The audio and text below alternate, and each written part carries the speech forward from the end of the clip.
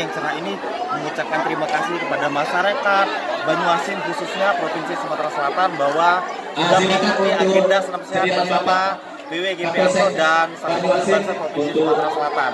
Harapan saya sebagai Banser Provinsi Sumatera Selatan, saya mengimbau kepada masyarakat Provinsi Sumatera Selatan agar pada tanggal 17 April nanti itu harus menggunakan hak suaranya untuk mencoblos sesuai dengan hati nuraninya.